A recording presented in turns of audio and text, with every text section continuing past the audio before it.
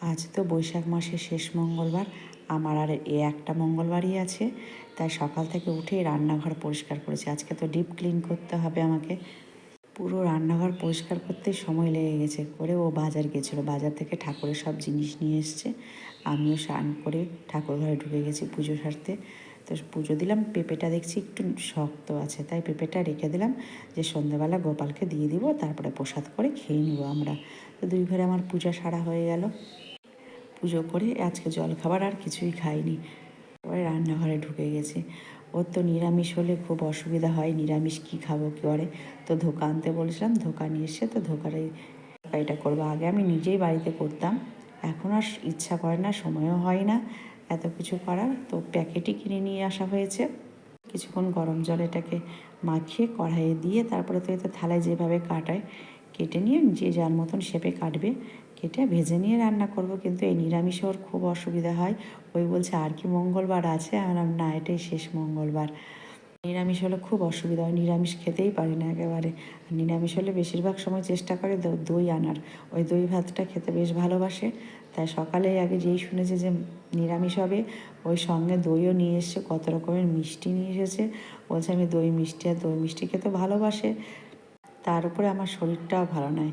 কাল ডক্টরের কাছে গেছিলাম, তো ডক্টর দেখিয়েছি। আমার কোমরে যে বলি সবসময়, আমার কোমরে একটু অসুবিধা আছে। ওই 2020-তে আমি সিঁড়িতে পড়ে গেছিলাম উপর থেকে, সেই কোমরের হাড়ে চির ধরেছিল। বেশ ভালো ছিলাম, আবার কদিন ধরে কাজের প্রেশার পড়লেই অসুবিধা হয়। তাই কালকে সন্ধ্যাবেলায় গেছিলাম ডাক্তার দেখাতে। অনেক কিছু রিপোর্ট করতে দিয়েছে, এমআরআইও দিয়েছে। তো ওষুধ না খেয়ে কমলে এমআরআই করতে হবে। আমি এক্সরেটা করেছি, এক্সরেতে বললো অসুবিধা আছে, অনেক রকম ব্যায়াম দিয়েছে, ওষুধ দিয়েছে। তার উপরে কাজের বউ আসেনি। তো আজকে অনেকটাই হেল্প করেছে ডাক্তার, একদম প্রেশার দিয়ে সব কিছু করতে বারণ করেছে। 2020-তে যখন সিঁড়িতে পড়ে গেছিলাম, তখন কিন্তু কোনো অসুবিধা হয়নি, তখনও ডাক্তার দেখানো হয়েছিল। আমার ধরা পড়লো 2024 শেষে, তখন ওষুধ খেয়ে ভালো ছিলাম। আবার বেশ কিছুদিন ধরে কোমরের ওই ব্যথাটা শুরু হয়েছে। আগে ডিউটি থেকে এসে দেখছে খুব কষ্ট পাচ্ছি, তো কালকে আবার নিয়ে গেল সন্ধ্যাবেলায় যে চলো আর একবার দেখিয়ে আসি। আমি ভাবলাম দেখিয়ে আসে আবার কি হলো, দেখা যাক। ঠাকুর ঠাকুর করে যে 10 দিনের ওষুধ দিয়েছে, খেয়ে কম থাকলে ভালো, নাহলে আবার এমআরআই করে দেখবে কি হয়, দেখা যাক, জানাবো আপনাদেরকেও।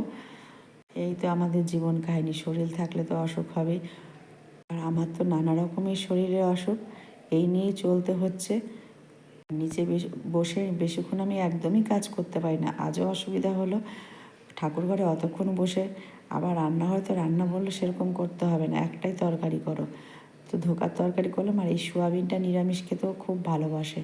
তো নিরামিষ সোয়াবিনের তরকারিও করেছি। দই মিষ্টিটা বেড়ে ফ্রিজে রেখে দিয়েছিল, ও ঠান্ডা ঠান্ডা খেতে ভালোবাসবে।